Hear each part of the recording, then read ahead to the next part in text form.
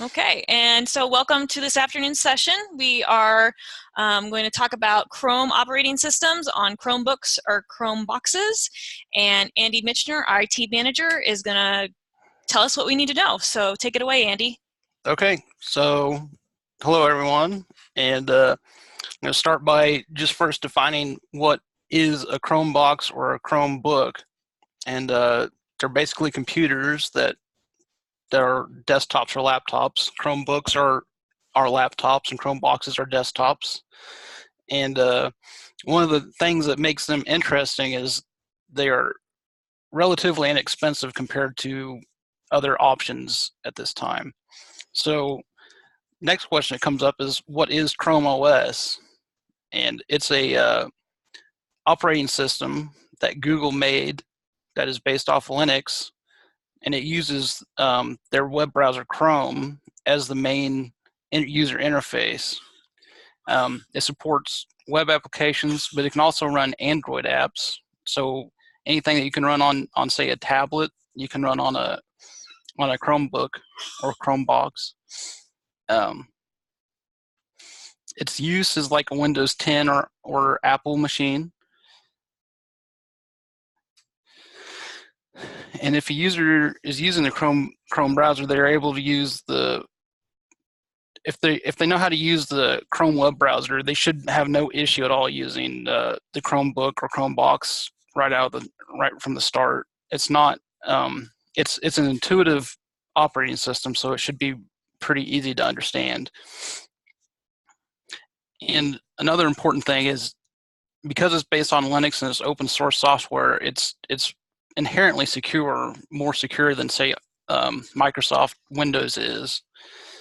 There are vulnerabilities for it, but there's not as many as there are for Windows. So that's one positive feature of it. Okay, so another question that people might ask is, why is a Chromebook a good fit for our libraries? And today's computer users almost exclusively use the internet, so why do we need to pay for Windows computers that are $600, $700, $800 a piece when we can buy a Chromebook or Chromebox that's $200, $300 just to get the same functionality out of both? And a Chrome OS was specifically designed for internet use, so that's a good use for it.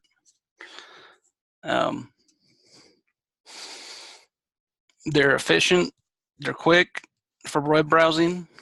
They come with Google Docs. There's a ton of applications that can be downloaded for either the browser itself or for the operating system.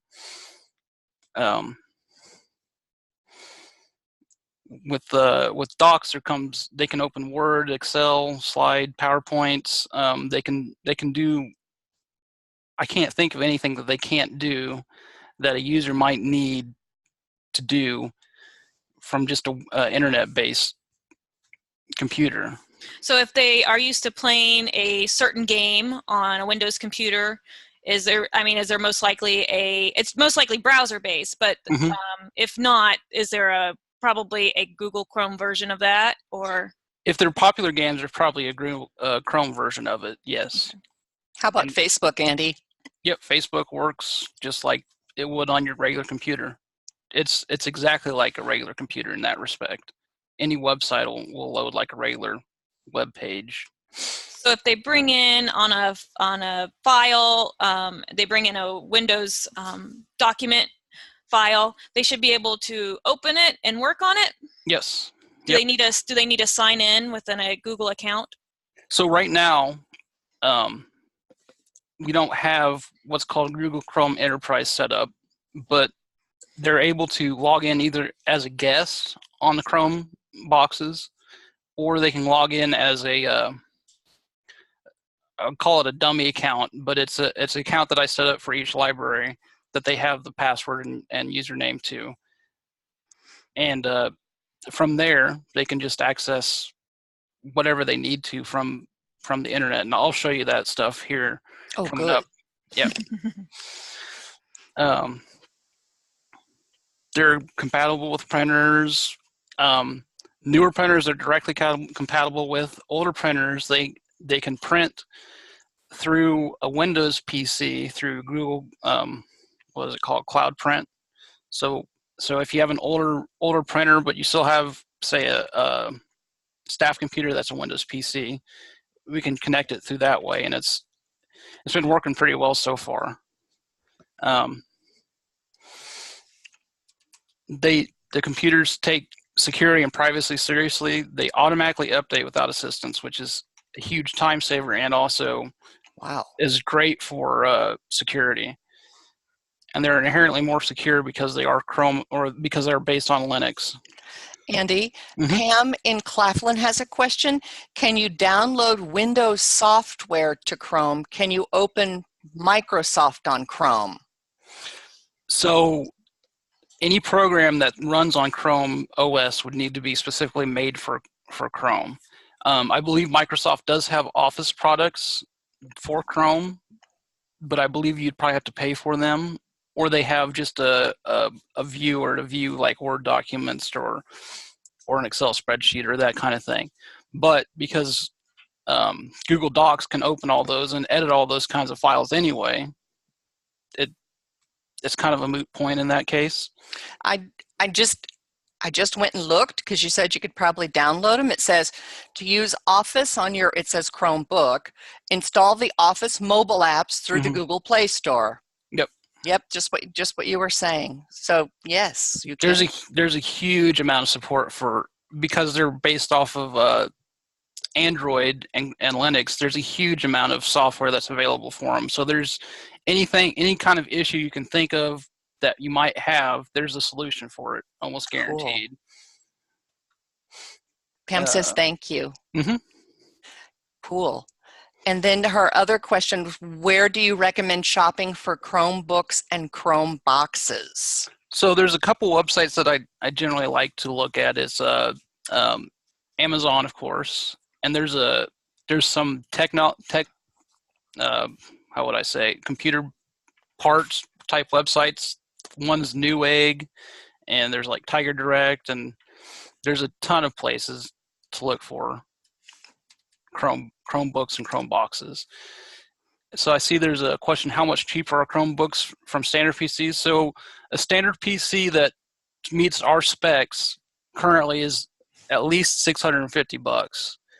And a Chromebook, or let's say a Chromebox, because that's like a desktop, we've been purchasing for about $230, and then you need to get a monitor with that, and that's about another $120. So you get a large monitor and a computer for half the cost of a new PC.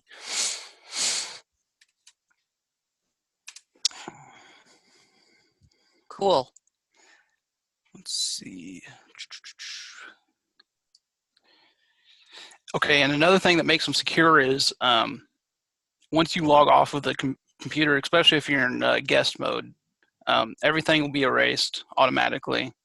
It literally wipes the memory, or wipes everything that you've saved off every time you log off the computer. So that's a good way to keep other patrons from getting into someone who was previously on the computer's work and information. And yes, you can set up a tax-exempt account on Amazon. I can help you guys set that up if you like to. It's really simple to do. Great. So as you'll see, the user interface is intuitive and it's familiar to anyone who's used a computer before. It blends, it's kind of a blend between a tablet use and a regular desktop.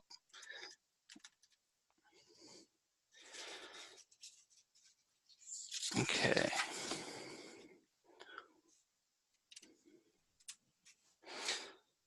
So let's go ahead and let's show this ChromeOS here real quick.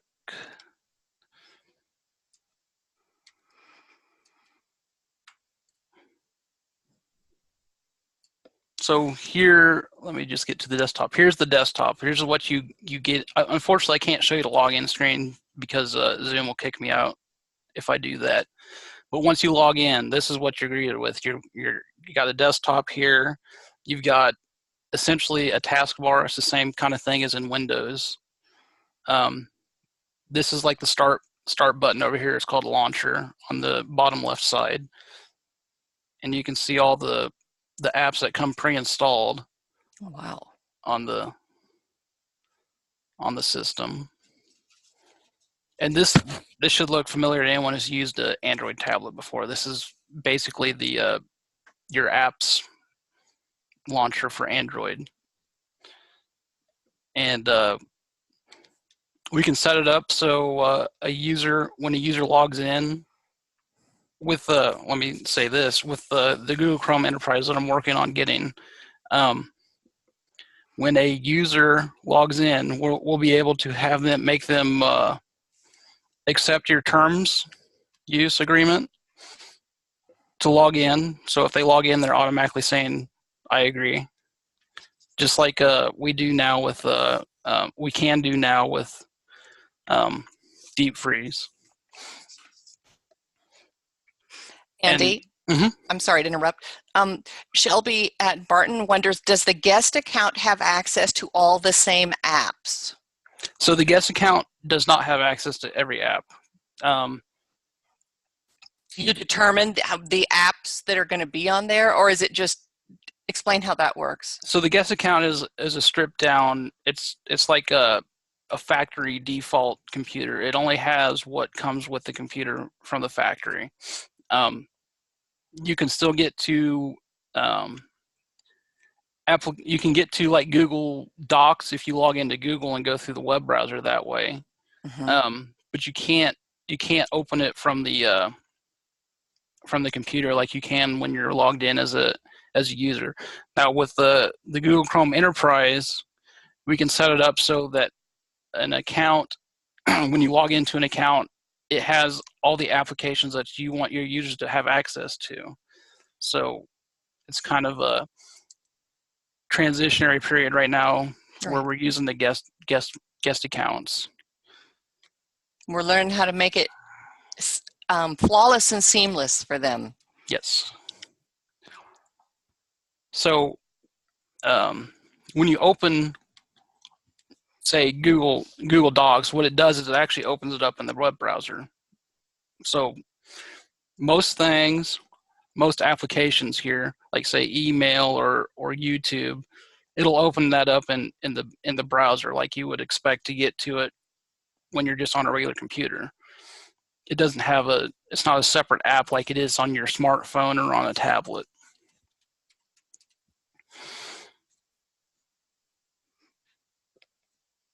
And then we have we have settings over here on the bottom right corner where you can sign out, power the computer off. You can change settings, connect to wireless networks or Bluetooth. Yeah, it's pretty.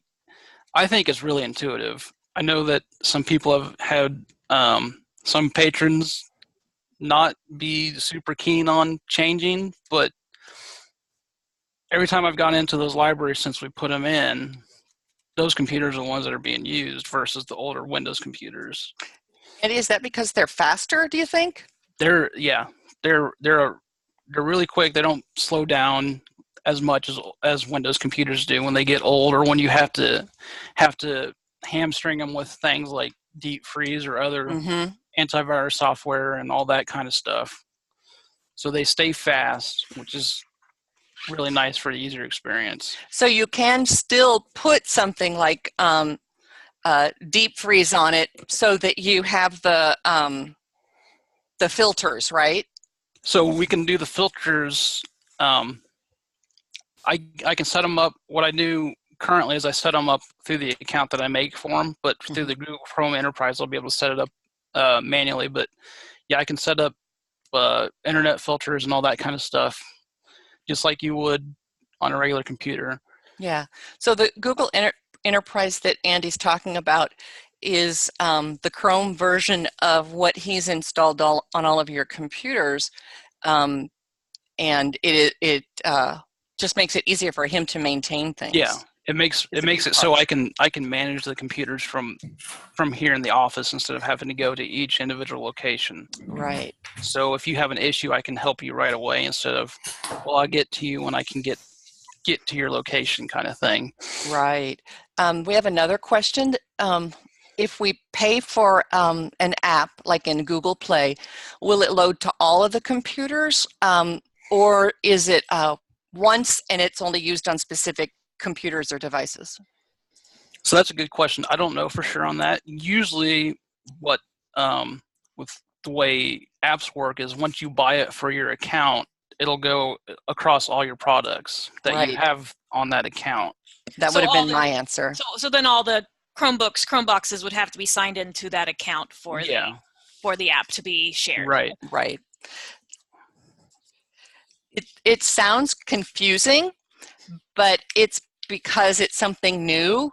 But I'm excited about it at Great Bend Public Library because we've got a bunch of old computers, and if we use Chromeboxes, we'll be able to upgrade 3/4 of them in the same year instead of trickling new ones in over and over again, because they're so much more affordable. Mm-hmm.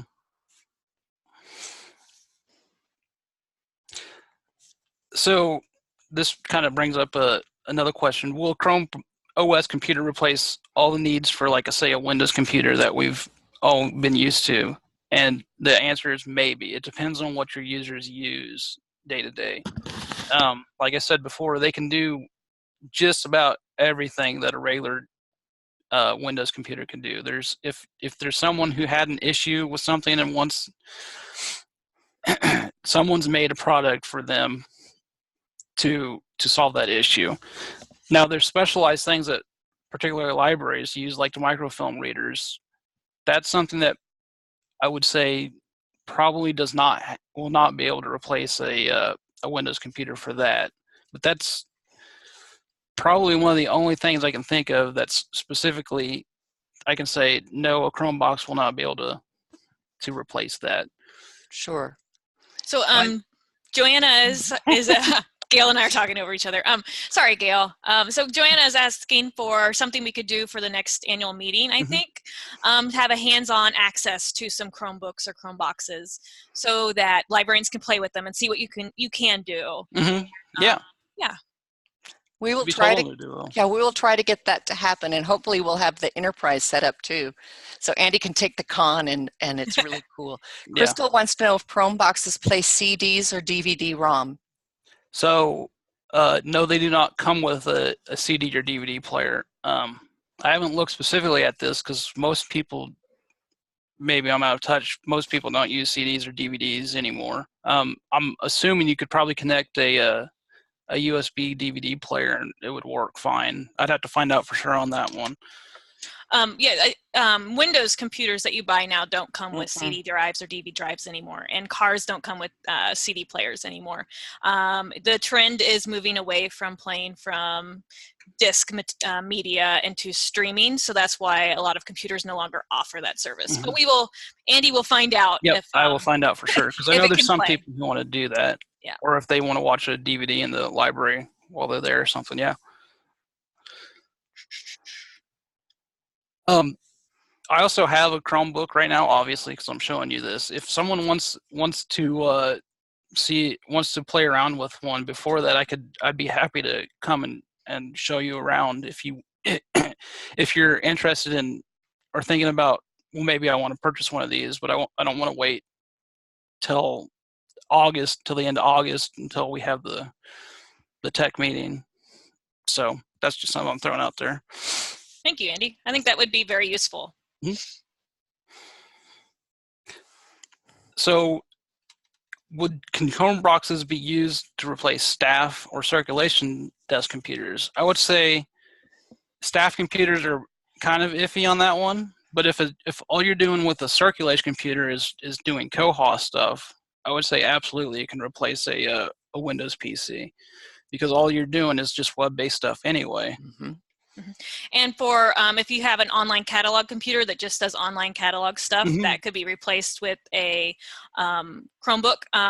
Belleville has done that, I know for sure. Salina does that as well. Do you know if you can track the location of a Chromebook? Like, is there something like Find My iPad for Chromebooks? So there should be. I'm assuming this is the Google admin page that I would be able to access and control the Chromebooks through, or Chrome devices through. And I would say that probably, yeah, there's a way to locate devices. One thing that I've been doing is mostly been recommending Chromeboxes to libraries, because that way you can get a big screen instead of a laptop, and they don't have as much of a chance of just walking out of the door without anyone noticing that way. I'd imagine they do, because schools use them, or there's an app that they can install. Yeah, I'm sure there's some way to track them, yeah.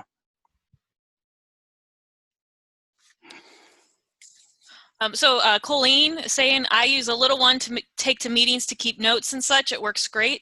Also have one for our catalog computer. So that's in J.H. Robbins and Ellsworth. And then Shelby is saying we circulate Chromebooks at Barton. So that's great to know.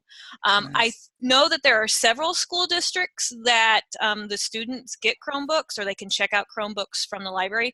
Hoisington, I believe, checks out Chromebooks to students. And USD 112. I believe the students get Chromebooks, or they have access to Chromebooks as well. So the kids in your district most likely are very familiar with Chromebooks. And that's something I was going to bring up here later.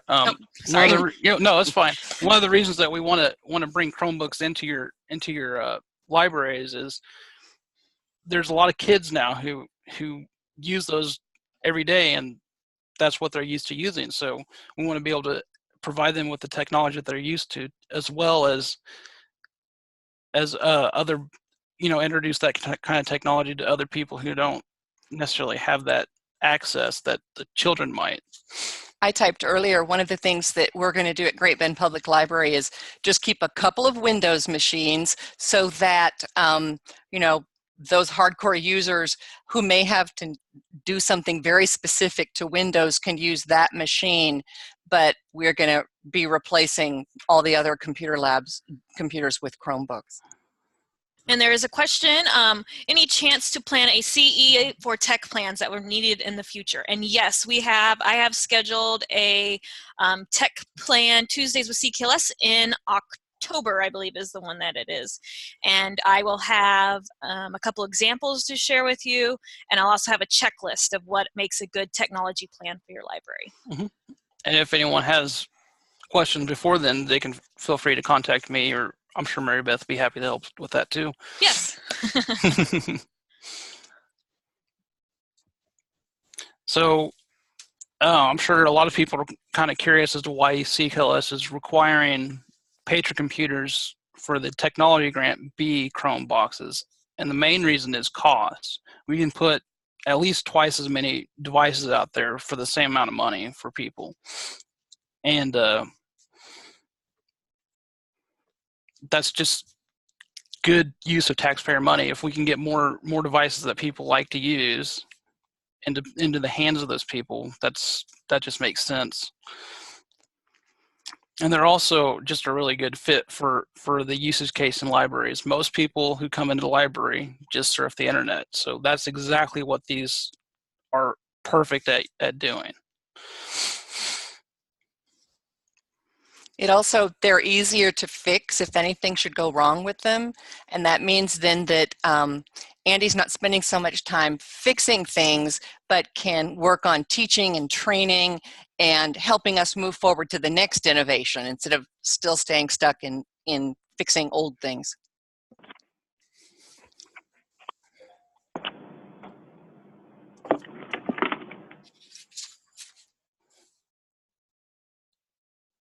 So I want to show you around on this a little bit more here. As you can see, the Chrome web browser, it should look exactly the same as what you're used to on a Windows PC. You've got your settings button over here, and all of these things are exactly the same. Let me show you how to print real quick, because that's something that's a little bit different. on a Chromebook. So you can see here in the destination, usually that's set as your default printer or whatever that is on your computer. On here, it usually defaults to save it as a PDF, which will save it to the Chromebook's hard drive essentially, or you can save it to Google Drive. And to actually print on a printer, you'll have to click See More. And this is something that I'll have to set up when I set up your computers, is connect them to the printers. But you can see other printers I've hooked up to in the past here, and it's a little bit different, but it's not so much different that I think most people won't really have an issue with it once they know what they're looking for.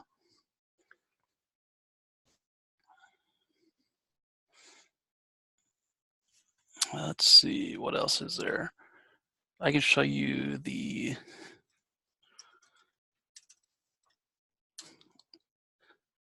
app store for Chrome, and this is exactly the same as it is on your Windows computer. If you can, there's apps that are made for the Chrome browser itself.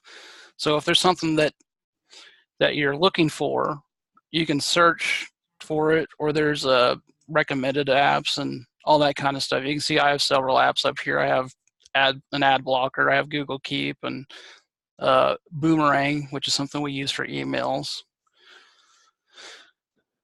Andy, should they only get apps from the Google Chrome store or the web store, or can they download it from any site? I don't think that there's an ability to download them from other locations, from third-party locations. There might be some things that are from a third party, but usually they're like from a reputable source, like say a printer driver or something like that you can download. But most things, yeah, just download it from the Chrome store or the Google Play Store for your tablet type apps. So if you find them on the Chrome store or the Google Play Store, is it safe to just assume that they're fine for your use, or do you still want them to check with you first? So this is kind of a interesting issue. There's been some things on the Google Play Store that are that have been essentially malware.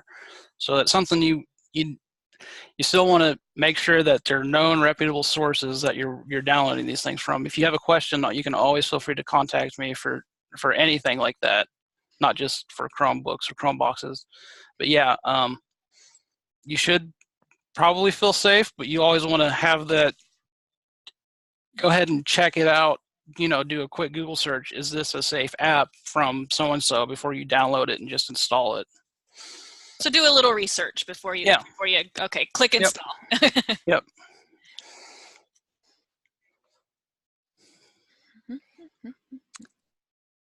So I want to talk a little bit about what the Google Chrome Enterprise thing is. We've talked about it a little bit. It's a service that Google provides to third parties to sell to people like us, who that allows more control over the device than comes from the factory. So we can control security settings, privacy stuff, experience, like user experience, like what opens up when you log on to a computer. We can set it so it opens up a web browser and opens up your home pages that you want. It's essentially like it allows the same kind of functionality that Deep Freeze does for us, but it doesn't have the drawbacks that Deep Freeze has of slowing down your computer, being a third-party application that locks down Windows. It doesn't have those kinds of drawbacks. It also allows for, like I said, over the cloud setup of these things. So that means I can sit here in the office instead of having to be on location to do that. Yeah, this is a question from Crystal, and I think it's just clarifying what you're saying.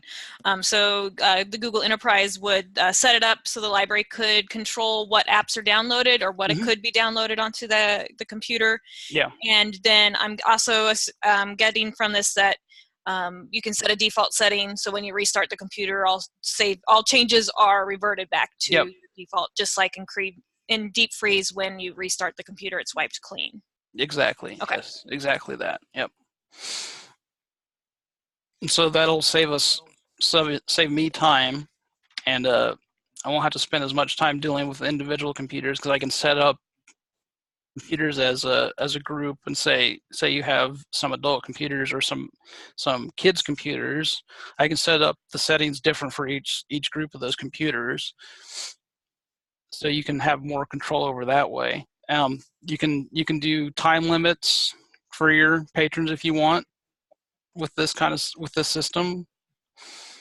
Like I said, you can do a terms agreement when you log in, so they have to agree to your terms to be able to log in and use the computer. So for that would be, so if you had your computer use policy, you could have that on the computer and they have to agree to it before they can get on. And then for the time management, do they need to have like a pass key or anything? Or does it just say when you log in and it just starts time? I'm not 100% sure on that one, unfortunately. Oh, okay. I would assume that is probably just a, when you log in, there's a countdown timer. Okay. There's got to be some way of obviously saying, well, I'm just going to log in again and again and again. But I'm not 100% sure on that one. There's not a whole lot of information out there that, unless you're actually enrolled in the program, to look at, unfortunately. Where was I at here? So we can control more control over updates, like when things update. Instead of just being a random time during the day, it'll update. We can set it to update at a specific time. And they say there's over 200 features and individual settings that we can specifically set. So there's just a ton of features and flexibility that will make customizing each machine to your library the way that you want it to be. So do we have any questions over Chrome or anything? That I know this is kind of just a quick overview of everything, but I want to talk a little bit about our technology grant here. I don't see any questions, we probably have given out about half the money for the tech grant. Is that about right? That's about right, yes. Yeah. So we still have quite a bit of money to give out for tech grants if anyone's interested in new staff computers, patron computers. One thing that we are looking for is actually replacing computers, not adding more computers to each library, because we have a lot of libraries who have computers that are, I've replaced computers that are over 10 years old here. So we still have a lot of old computers out there. And you can get to the grants from the CKLS homepage. You just click the grants tab. And you want to scroll down until we find the technology improvement grant. And you can read all the specs about it.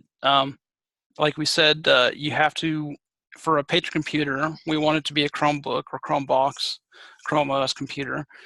For staff computers, it can be a Chrome computer, it can be a Windows computer, it can be an Apple computer. We don't have anyone who does Apple, but it can be. We do have grants for networking equipment. If you need to replace an old router or something, we can do that. The specs are in here for Windows computers. It's 8 gigs RAM, a Core i5 Intel processor, at least 3 gigahertz, a solid-state hard drive, and that's the most important thing for us, is that it has a solid-state hard drive, because they're a lot faster and they're more future-proof that way. And the thing that I really like about the way this is done is the grant application process is super simple.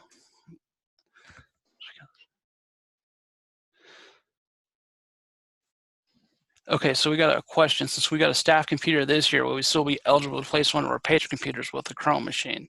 So if we've already given out a grant for you this year, then you'll have to wait till next year. Yes, that's correct.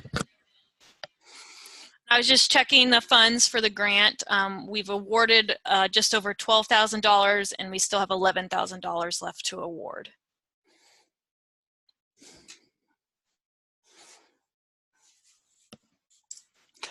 So I just want to walk through the application here real quick. It's super simple. It's your email address, name of the library, your submitter's name. Do you have a technology plan on file? This year, we do not require a technology plan. For the next 2 years, we will. And if you want to help updating your technology plan, just contact us. We'll feel free to help you do that. What technology are you replacing? So that's which computer are you replacing? Staff, patron, computer. And I'd like to see how old it is. And if you don't know how old the computer is, you can contact me, and there's ways for me to find out how old it is.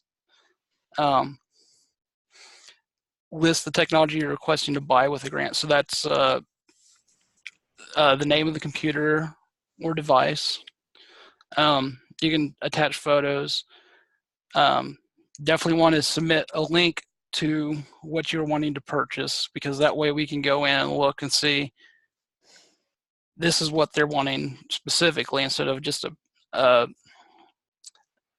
and where you're wanting to purchase it from. That way we can look and make sure it's a fair price for everything. And you should contact me to if you're wanting to make a purchase with the grant. That way I can help you decide what are your best options, what is a good price for a computer, what computer. I'll send you links to what computers I recommend and monitors and all that kind of stuff. Our limit is up to $1,000. And that's how simple the application process is. I can't believe I can't believe how easy it is. It's crazy. Can you hear me? Yes. Yep. Okay, I must have fussed with my button because I was talking before nobody could hear me. We worked really hard to make it super simple because, your time is busy. And we want it to be easy. And also that makes it a lot easier on our end as well. So we're not bogged down in paperwork, and we're able to get you what you're requesting quickly. Yes, and Andy and I both look at the applications and we confer and say, this is what we think about it. We look and see what you're replacing, so what you're trying to do with this computer. And then we look at the specs and make sure they match the requirements we put in there. And, if you talk with Andy first, which you should before you submit the grant, he's gonna do the hard work for you and find the equipment that you need. He's also going to make sure that you have, if you need different cabling to connect from your tower to your monitor, he's going to make sure you have that. So you might think, oh, I know exactly what I want. I'm not going to talk to Andy first. Talk to Andy first, because we'll send the grant back until it's all cleared through. Yeah. So Linda asked if, since they got the staff computer this year, would they still be eligible to replace one of the patron computers with the Chrome machine? And I said that she would have to wait until the year after next. Crystal at Mankato said, so you're saying that we can only get one tech grant per year. The tech grant is kind of set up so that you really would get one like every second or third year. You would be able to purchase $1,000 worth of equipment. Right. We understand, and the reason that we started the tech grant was because a lot of libraries have really bad and really old computers, and we wanted them to be able to meet the system, the public library standards for technology. And that's why we're pretty insistent on, or we are insistent on, the Chromeboxes and Chromebooks, is because you can replace more in one fell swoop. So if we have $20,000 a year and we have 54 public libraries, you're not going to be able to get one at every year. That's something that you should be budgeting for locally. And with Chromeboxes and Chromebooks, that's actually something that you can afford to budget for. Yes, exactly. Diane says that Andy helped Kathy at Bison through the grant process for the new printers, and that was more than helpful. What peripheral items, this is from Palco, what peripheral items would come with the purchase of a Chromebox? So a Chromebox, when you purchase one, it just comes with the computer itself. So you need to buy a monitor, a mouse, and a keyboard, and a cable probably with that. And it's usually an HDMI cable, I believe. Yep. Yeah, and you've been recommending 23-inch monitors, and I believe in the grant we recommend nothing smaller than that. For the workload you're doing and what patrons are doing with the computer, they really need a bigger screen. So we're trying to move towards that as well. Yeah, and they're so inexpensive now. There's no sense in buying something any smaller than that, too. I just bought a bunch of big monitors, and the monitor mount was more expensive than the monitors. Yep. Yeah. What else was I gonna mention here?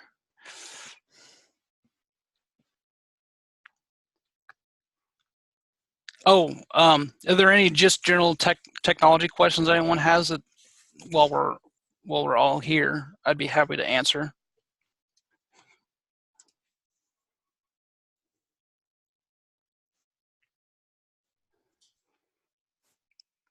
Radio silence. Yep. They might be typing, so. Yep. Okay, here's one. If our monitors already meet the criteria, could we continue to use them with the Chromebox? Yep, absolutely. I will say that most monitors that CKLS has purchased in the past do not have HDMI inputs or outputs. No, inputs though. So that's you need something an adapter, maybe. Yeah, so that's something you'd have to look into to be double sure. That's why you want to talk with Andy, because if you're thinking you don't need the monitor, or you're getting just enough computers that there's not any grant money left for a monitor, he can help you make sure that when you get the stuff in, it's actually going to connect and work. Yep. If you happen to stop by the Salina Public Library, all of their public catalog computers are Chrome. Their circulation computers, I think, are Chrome boxes, and they've been using them for 10 years, and they love them, and they haven't needed to replace them. They're going strong. I think most people, once they get used to the fact that they're in the libraries, they don't have any issues with using them. Right. At least that's been my experience so far, even with the ones that we've replaced. I know there are some people who like to complain. That's always an unfortunate fact of changing things, but okay,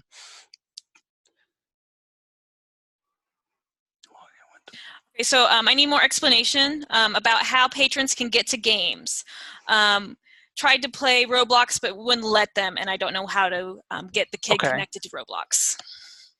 So that's something. Roblox is a online-based game, so if he wasn't able to get online, not 100% sure on that one. I'd have to contact me afterwards, and I'll be happy to look. But I know we've had in AGRA, there's kids who play Roblox all the time, and they just get on the computers and play them. And there is a Roblox-specific app for the Chromebook as well that can be downloaded. So there's a way to do it around it. Yep. Just sometimes, when you're setting up anything new, sometimes there's a box you have to click just right, or a setting you have to get right. So I just did a really quick Google search on how do you play Roblox with Chromebox, and lots and lots of hits to help you troubleshoot that. So yeah. And I'm just going to reiterate what Andy's been saying, is that we're not gonna send you a Chromebox and then not help. He's working very hard to make sure that there's significant support for you. He can do his remote in stuff. He can walk you through it, and we really considered all our options. Right, Andy, we made sure, CKLS made sure to purchase Andy a Chromebook so that he could see what you're seeing, and we're purchasing the Google Enterprise so he can set it up for you in the way that's going to work best for your library. Making sure I didn't miss any chat here. I've been watching. I think we got everything. I think we got it. Lots of chat this time. Yeah, that's good. That's good. That's about all I've got for the day. If anyone wants to talk to me specifically about what a Chrome OS device in their library would look like, I'd be happy to talk on email or on the phone or whatever. If there's any other technology questions you guys have, feel free to ask me anytime. That's what I'm here for. And we may set a little setup in the classroom downstairs for the August meeting, and sort of have like a hands-on lab so they can take a look at it. Yeah, that's a really good idea. And yeah, thought you may about need that. more than one machine for that too. Yeah. Yeah. I have to get another one. And I will gather up my tech plan stuff that I have, and I'll go ahead and add that to the handouts in the archive today. So you guys that are wanting to start your tech plan and don't want to wait till October, you'll have that information. It really is just talking about how you are going to support and replace your technology in your building. And so I'll make sure to share that with everybody. Yeah. Yep. Good job, Andy. Thank you. You're always so helpful. Sure. Thanks, Mary Beth. Thank you, Gail.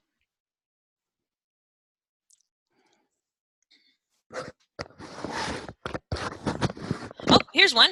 When setting up lab, please add some to-do task sheets so we can try to do different things on the computers. That's an excellent suggestion. Andy will, if you need any help with that, I'll be happy to help with that. But yes, that's an excellent suggestion to give you kind of a scavenger hunt or something on there. or have something that you want to do but can't think of it at the time you're doing it. Maybe we could show them how to set up Roblox. I don't know. Yeah. All right. It looks like if there's any more questions, please take time to type them out here. I'm not going to close it for a little bit yet. But I did archive it, so we do have the archive that will be coming out as well, and we'll send out all those other little extras that we talked about as well.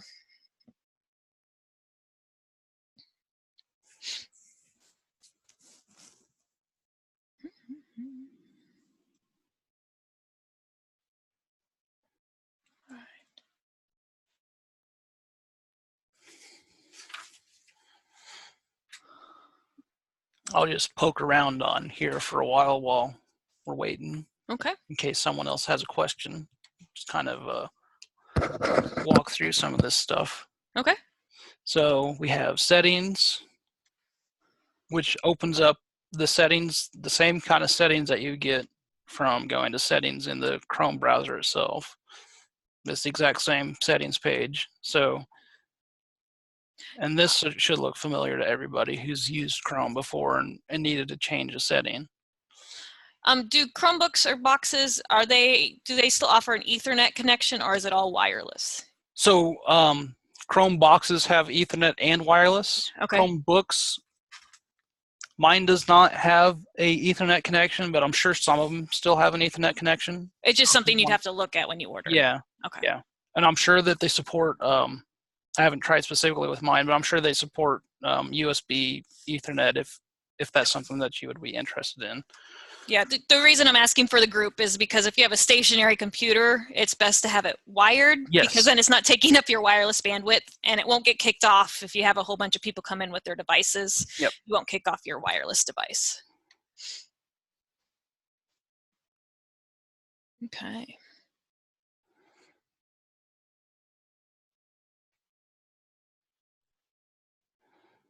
So I see that your screen is dark. Is that the nightlight setting that I saw on there, or is that just sure there's a... It says it's off, though. I think that makes the screen red for night times before bed. Oh, does it that sepia? Yeah. Okay. I'm sure there's a...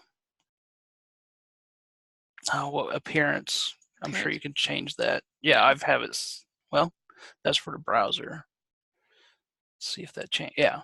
Okay. Oh, that'll change the browser, I guess. Yeah. I'm sure there's some way to change the theme. I'm not 100% sure. I haven't played with that.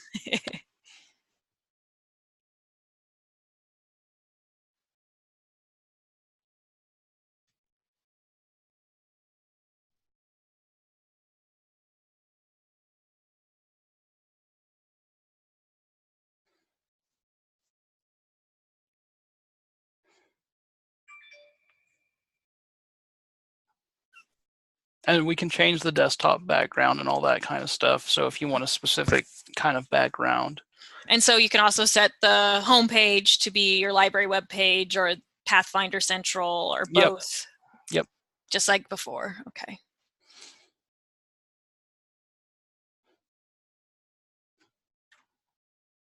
That's pretty.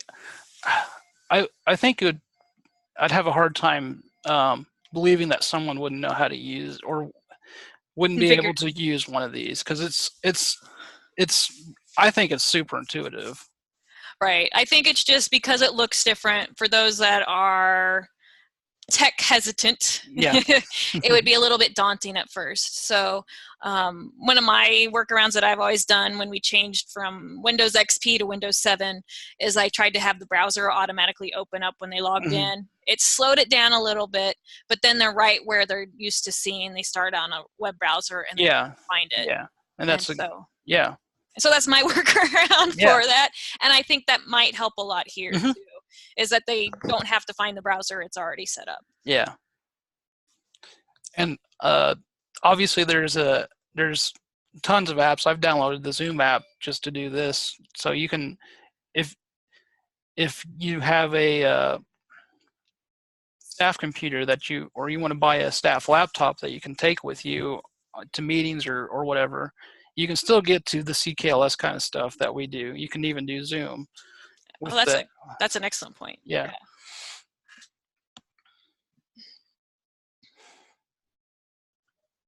And do these work as staff computers is a question. So, well, I'll let Andy answer that one. And they can. It depends on what your staff's doing. If they're doing mostly just co-haul, say like a circulation computer, if that's all they're doing is co-haul, then I would say probably it would be a good option for a staff computer. If it's a director's computer, I would say probably not at this stage, because there's more options that are readily available for Microsoft products than there is for Chromebooks. But there are still workarounds for ChromeOS. It doesn't mean that, I'm not saying that a Windows computer is better than a Chrome computer. They're both good at their own thing. So.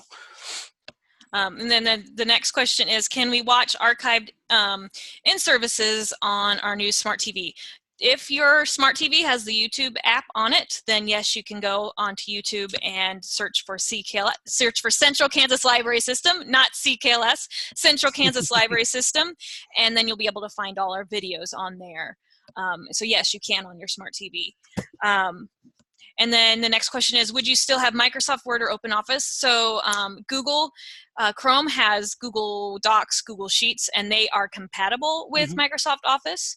So if somebody comes in with a file, like a Microsoft Doc, they can open it and work with it on Google Docs. And they can even save it as Microsoft as a Word file again too. So they can go back to wherever they were at and use it too. Use it on the other computer. Wherever they were started.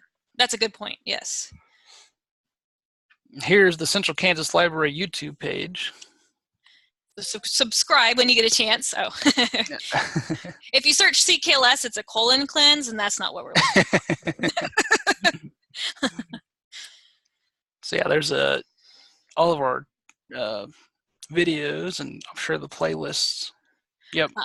I have CKLS. I try to group them by their series title or whatever. So you'll see some videos that we've bookmarked from other sources, like the trustee training. We've done that. I've also done a couple of music ones for summer library program.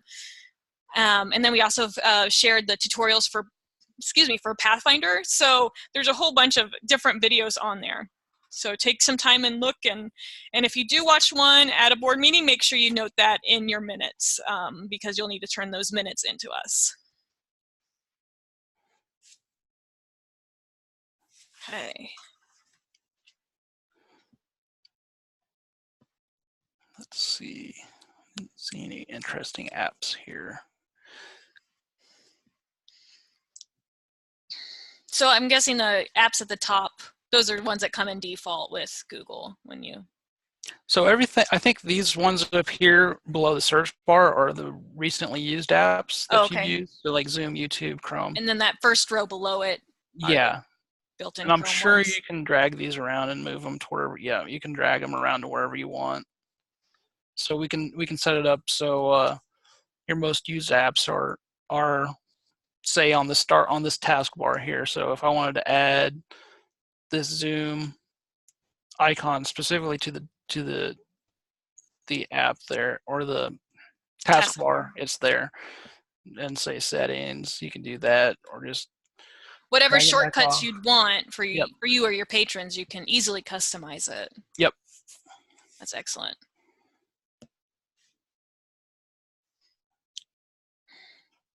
All right. So like I said, if anyone wants to play with one before August, I'd be happy to come show you too. So, because I have one that I carry with me everywhere. And the August meeting is August 14th. That is a Wednesday, and it is an annual meeting. So we will also have the Goodwill Technology Bus, I think is what it's called, or you can go on and they have a whole bunch of technology set up for a learning bus that they take around to different towns. So that'll also be an option there at the annual meeting.